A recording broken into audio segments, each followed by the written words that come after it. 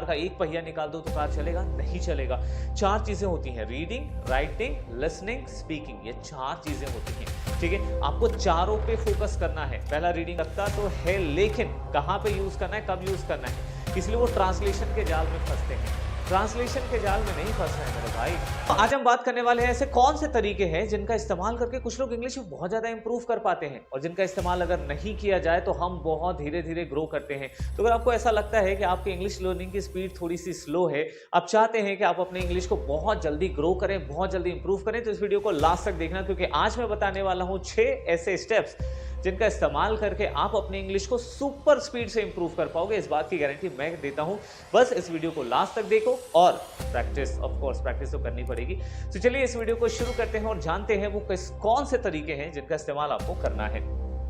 तो दोस्तों, सबसे पहली जो स्टेप है और मोस्ट अंडररेटेड है वो है डेली रीडिंग। लोग रीड नहीं करते हैं, क्यों? क्योंकि उनको रीडिंग का बेनिफिट ही नहीं पता। अरे यार, रीडिंग तो मुझे आती है। रीडिंग आने से कोई मतलब नहीं है कि मैं इंग्लिश में रीड कर लेता हूं, मुझे पढ़ना आता है। That is a different thing, ठीक है। साइकिल चला लेना और साइकिल मैराथन में आपको फर्स्ट आना, वो डिफरेंट थिंग होता है। वो हर कोई चला लेता है, हर कोई रीडिंग कर लेता है मेरे दोस्त। लेकिन आपको क्या करना है, आज मैं कुछ ऐसी चीजें बताऊंगा रीडिंग से रिलेटेड जो आपको ध्यान रखनी है अगली बार रीड करते हुए। लोग मोस्टली फोकस करते हैं मैं टेंस सीख जाऊं, टेंस सीख जाऊं, टेंस सीखने के बाद मुझे इंग्लिश आ जाएगी। और मैं बता रहा हूं, उनको पूरी टेंस आ भी जाती है और वो इंग्लिश ढंग से बोल ही नहीं पाते हैं। पता है क्यों? क्योंकि वो कुछ मिस कर रहे हैं, और जो मिस कर रहे हैं ना, वो हमको मिस नहीं करना है, ठीक है। वो क्या मिस कर रहे हैं? वो मिस कर रहे हैं द पावर ऑफ रीडिंग, ठीक है। पावर ऑफ रीडिंग क्यों जरूरी है बता रहा हूं कि diverse material, reading books, newspaper, articles and blogs. अब यहां 2 चीजें मैं बताऊंगा। पहला, एक तो लोग रीड नहीं करते हैं, और करते भी हैं ना तो कुछ भी उल्टी सीधी चीजें रीड करने लग जाते हैं। अपने लेवल के हिसाब से रीड करो, ठीक है। जैसे आप अगर बिगिनर लेवल पे हो, अगर आपको थोड़ी बहुत इंग्लिश आती है, आप अभी अभी सीखना शुरू किए हो या ज्यादा टाइम नहीं दे पाते हो, तो आपको क्या करना है, आपको छोटे बच्चों की जो किताब आती है, क्लास 2, क्लास 3, क्लास 4, क्लास 5, इनकी CBSE वाली बुक्स उठानी है, क्योंकि बहुत जबरदस्त स्टोरी होती है। ये स्टोरी बहुत छोटी होती है, 8 लाइन, 10 लाइन, 15 लाइन की स्टोरी होती है।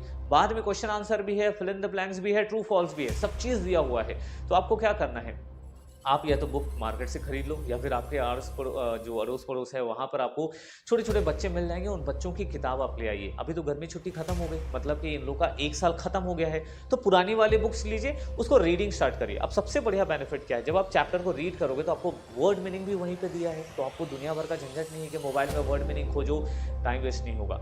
दूसरी चीज़, आपको क्वेश्चन आंसर भी दिया हुआ है, तो वहाँ पर जो क्वेश्चन पूछा गया है आपको कहानी पढ़ने के बाद समझना है और उसका आंसर करना है अपने वर्ड्स में, ठीक है। आप वो कर सकते हो।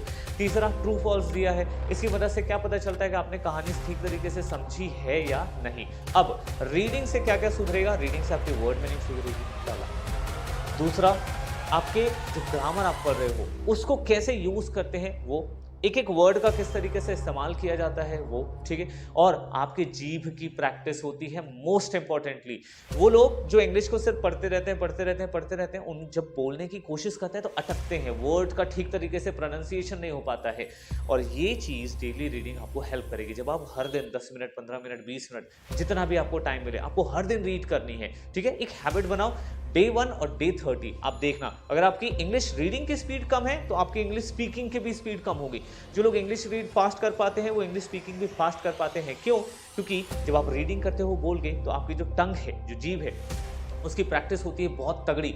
और टंग कब काम आती है? जब आप इंग्लिश बोलते हो। तो रीडिंग, टंग एंड आपको एक बेनिफिट मिला किसमें? आपके इधर स्पीकिंग में, ठीक है। तो reading is one of the most important thing. Active reading is regular speaking. आप ना हर दिन बोलो, आप कोई एक ऑब्जेक्ट उठा लो, अपने आसपास की कोई भी एक चीज़ उठा लो, जैसे कि पेन हो गया, जैसे कि ये बोर्ड हो गया, जैसे आपकी घड़ी हो गई। सो आप क्या बोल सकते हैं कि this is my watch, it is made up of metal and leather, it has a leather strap and I use it when ever I go somewhere. कहीं जाता हूँ तब यूज़ करता हूँ। It is very helpful, I get help from this by watching time and being updated, ठीक है। I have bought this for 2000 rupees, जितने में खरीदा है, कौन सा मटेरियल है, कहाँ से खरीदे हो, इससे सेंटेंसेस बनाओ। ठीक है, सेंटेंसेस जब आप बनाओगे ना बिना रुके तो यही चीज़ आपको प्रैक्टिस कब काम आएगी, जब आप किसी के साथ इंग्लिश बोलोगे।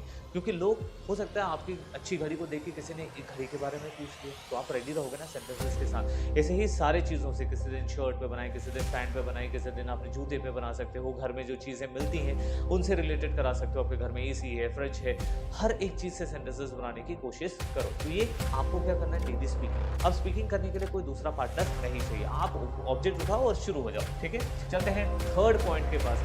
6 ऐसे पॉइंट्स हैं, 6 के 6 पॉइंट्स बहुत ज़्यादा इंफॉर्मेटिव है, आपको ध्यान से एक पॉइंट को ध्यान में रखना है।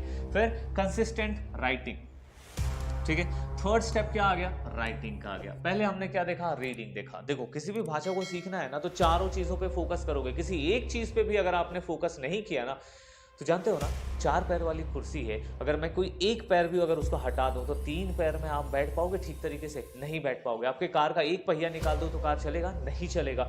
4 चीज़ें होती हैं, रीडिंग, राइटिंग, लिसनिंग, स्पीकिंग, ये 4 चीज़ें होती हैं। ठीक है, आपको चारों पे फोकस करना है। पहला रीडिंग बता दिया, दूसरा स्पीकिंग बता दिया, तीसरा कहाँ पे आ गए हम लोग, कंसिस्टेंट राइटिंग पर।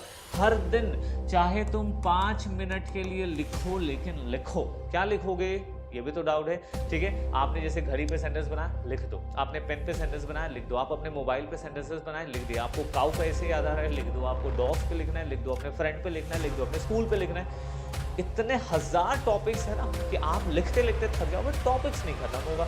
ठीक है, अब तो आपको ये करना है। दूसरा, जर्नलिंग। अगर ये सब पे दिमाग नहीं चल रहा है तो आपने सुबह लेकर के, सपोज आप सुबह 7 बजे उठते हो और रात के 12 बजे सोते हो, इस बीच में आपने जितने सारे काम किए ना उन सभी के सेंटेंसेस बना के लिख दो। क्योंकि जब इंग्लिश में हम बात करते हैं तो इन्हीं सब चीज़ों पे तो बात करते हैं। क्या हाल चाल है, कहाँ गए थे, क्या करे थे, सुबह ब्रेकफास्ट किए कि नहीं, क्या खा रहे हो आजकल, यही सारा चीज़ चल रहा है ना बातचीत में। या आप ऑफिस जाते हो तो ऑफिस में आपने जो जो किया सबको लिखो। यही इंग्लिश है यार, इसके अलावा कोई और दूसरा रॉकेट साइंस नहीं होने वाला है। ठीक है, तो बस यही चीज़ की प्रैक्टिस करनी है। नेक्स्ट इज, जैसा मैंने बोला था, चौथी चीज़ क्या है, लिसनिंग है। Listening, immersion. इमर्जन का मतलब समझते हो, जैसे आपने स्विमिंग पूल में छलांग लगाई ना तो पूरा बॉडी पानी के टच में आ जाता है, वैसे ही इंग्लिश में आपको जो आप सुन रहे हो, जो आप देख रहे हो, दिन भर नहीं कह रहा हूँ, दिन भर इंग्लिश में देखो, दिन भर इंग्लिश के गाने सुनो तो यार दिमाग ना ऐसे आउट ऑफ कंट्रोल चला जाएगा। इतना फ्रस्ट्रेशन नहीं लाना है ज़िंदगी में, जितने में आप इंजॉय कर पाए। इंग्लिश लैंग्वेज ना इंजॉय करते हुए सीखो। ठीक है, आपको ऐसे टेंशन लेके सीखोगे ना, अरे यार मेरे को इंग्लिश सीखना है, नहीं आता, नहीं हो पा रहा है मेरे से, नहीं सीख पाओगे। आप मज़े करो, आप इंजॉय करो इंग्लिश सीखने को। ठीक है, तब आपसे इंग्लिश हो पाएगी। सुनो, जो पसंद है वो सुनो। ठीक है, किसी के स्पीच निकाल के सुन लिया, किसी का लेक्चर निकाल के सुन लिए। ठीक है, कोई मूवी आपने सुन ली, कोई गाना सुन लिया, आपको जिसमें इंटरेस्ट आ रहा है, लेकिन सुनो। कानों को प्रैक्टिस दो सुनने की।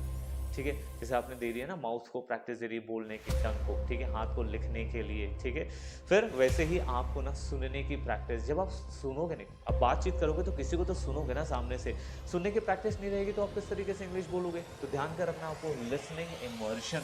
अब उसके लिए सबसे बेहतरीन चीज़ मैं बताऊँ, पॉडकास्ट है। इंडिया में इतने बढ़िया बेहतरीन यूट्यूबर्स हैं, उन सब के पॉडकास्ट देखो यार, इंग्लिश में अवेलेबल है। ठीक है, जैसे रणवीर अलाहाबादी, इसका इंग्लिश का पॉडकास्ट है, सुनो। इतना बेसिक वर्ड बोलता है, इतना ज़बरदस्त, प्लस कंटेंट आपको सीखने भी मिलेगा देश दुनिया के बारे में, जो क्या आसपास चल रहा है, जिसमें आपको इंटरेस्ट है वो सुनो। साथ ही साथ जब आप इंग्लिश में सुनोगे तो वही सेंटेंसेस बोलते हैं जो डे टू डे लाइफ में, जैसे आप कहाँ गए थे, क्या किया आपने, ये मूवी बनाई, ठीक है, अभी तो मूवी में आपको क्या एक्सपीरियंस हुआ, ये गाना लिखते हुए आपने क्या सोचा। कि जब वो रणवीर जब पूछता है ना सामने वाले से कि ये सारे सवाल, तो वो आपको भी काम में आता है। वो है रियल कॉन्वर्सेशन। मैं जो पढ़ा रहा हूँ मैं तो सिर्फ बोल रहा हूँ ना, अगर मैं इसको इंग्लिश में भी पढ़ाऊंगा तो सिर्फ एक तरफ से बोलूंगा। पॉडकास्ट में 2 लोग होते हैं, आपस में बातचीत करते हैं। ठीक है, वो प्रैक्टिस करिए, पॉडकास्ट, ऑडियो बुक्स, इन सब चीज़ों की। ठीक है, एक्टिव वोकैबुलरी बिल्डिंग। दोस्तों, आपको वोकैबुलरी पूल बढ़ानी है। ठीक है, वोकैबुलरी पूल बढ़ाने के लिए सबसे एक बेहतरीन एप्लीकेशन मैं आपको बता रहा हूँ, ड्यूलिंगो। ये आप एप्लीकेशन डाउनलोड करो। 10 मिनट, 15 मिनट, 20 मिनट आप इसमें 5 मिनट से शुरू होता है आपकी, आप कितना मिनट प्रैक्टिस करने वाले हैं, 5 minute, 10 minute, 15 minute, 20 minute. 20 minute heavy practice है इस एप्लीकेशन के हिसाब से। ठीक है, और इतना बढ़िया है ना कि आपको फोटो के साथ जब आप चीज़ों को देखते हो और वर्ड नीचे होता है ना तो जल्दी याद होता है। दिमाग हमारा फोटोग्राफिक है। ठीक है, ये पिक्चरों को या 3 घंटे के पिक्चर डायलॉग समय याद रख लेगा, लेकिन 3 घंटे अगर मैं बैठाऊँगा ना आपको तो 3 घंटे छोड़ो 30 मिनट अगर मैं आपको लेक्चर दे दूँगा भूल जाओगे। 2-4 चीज़ें याद रहेंगी, ठीक है ना। सो हमारा दिमाग फोटोज़ में याद रखता है, और ड्यूलिंगो आपको इसी तरीके से चारों की प्रैक्टिस कराती है, रीडिंग, राइटिंग, लिसनिंग, स्पीकिंग, सारा कुछ, ठीक है। तो ड्यूलिंगो डाउनलोड करके फ्री में अवेलेबल है, करो यूज़ यार, इतना सारा कुछ फ्री में है। मेमोराइज है, क्विजलेट है, तो आप ये सब भी ट्राई कर सकते हो। वोकैबुलरी, तो आपको वर्ड मीनिंग को बढ़ाना पड़ेगा, जितने ज़्यादा वर्ड्स होंगे, ठीक है। जो वर्ड्स होते हैं ना, मैं मानता हूँ कि वो जैसे आपके पास बड़ी सी एक बंदूक है, और जो वर्ड्स होते हैं ना वो उसकी गोलियाँ हैं। जब तक आप अंदर में गोली नहीं डालोगे, फायरिंग कैसे करोगे मेरे भाई। तो स्ट्रक्चर ग्रामर का होता है वो बंदूक है, तो स्ट्रक्चर के साथ आपको वर्ड्स भी तो डालने हैं, सही वर्ड आप सही जगह पर बोलोगे तब जा करके काम में आएगा, ठीक है। सो वोकैबुलरी बिल्डिंग आपको करनी है। वर्ड ऑफ द डे आप इस तरीके से भी प्रैक्टिस कर सकते हो, ये सब एप्लीकेशंस में आता है। Now moving next is grammar and usage study, ठीक है। ग्रामर पढ़ो, और ग्रामर के साथ साथ आप 90% लोग ना बस यही तक प्रैक्टिस क्या पढ़ना है भैया, ग्रामर पढ़ना है, ग्रामर पढ़ना है, ग्रामर पढ़ना है, टेंस पढ़ना है, टेंस पढ़ना है, टेंस पढ़ना है, ताती अंती, बस यही करने लगे हैं, ठीक है। वो ये नहीं जानते यार कि सिंपल प्रेजेंट टेंस में ताती लगता तो है, लेकिन कहाँ पे यूज करना है, कब यूज करना है, इसलिए वो ट्रांसलेशन के जाल में फंसते हैं। ट्रांसलेशन के जाल में नहीं फंसना है मेरे भाई, सोचना है कि सिंपल प्रेजेंट टेंस को किस टाइप के सेंटेंस में यूज कर पाएंगे, और सीधा सीधा इंग्लिश में सेंटेंसेस बना पाएंगे, ठीक है।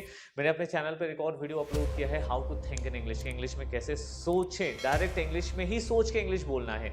उसका लिंक भी मैं आपको डिस्क्रिप्शन बॉक्स में दे दूंगा, वहां से आप कर सकते हैं, ठीक है। वहाँ से आप इस वीडियो के बाद उसको देखो कि सोचने से कैसे आप मतलब आप अपने आप को इम्प्रूव कर पाएंगे, ठीक है। आपको सबसे बेस्ट है, आप यहाँ से प्रैक्टिस कर सकते हैं। इस पर भी मैंने वीडियोस बनाए हैं कि चैट जीपीटी जो कि मास्टर ट्रेनर है इंग्लिश का, किस तरीके से आपके इंग्लिश को इम्प्रूव कर सकता है विदिन 30 डेज, ठीक है। तो 30 दिन में इंग्लिश में मास्टर होना है, तो ये वाले वीडियो देख लेना, मैंने बनाए हैं कि बेसिक्स से कैसे इसको इस्तेमाल कर सकते हैं। तो दोस्तों उम्मीद करता हूँ कि आपने इस वीडियो में बहुत कुछ सीखा होगा, आपको ये वीडियो थोड़े एंजॉय आपने किया होगा, ठीक है। वीडियो पसंद आई होगी तो एक लाइक का बटन होगा नीचे, देख लो, वहीं पे कर लेना, और एक रेड कलर का बटन है सब्सक्राइब कर लो, क्योंकि हर दिन मज़ेदार वीडियोस मैं आपके लिए बनाता हूँ शाम के 7 बजे, ठीक है। वो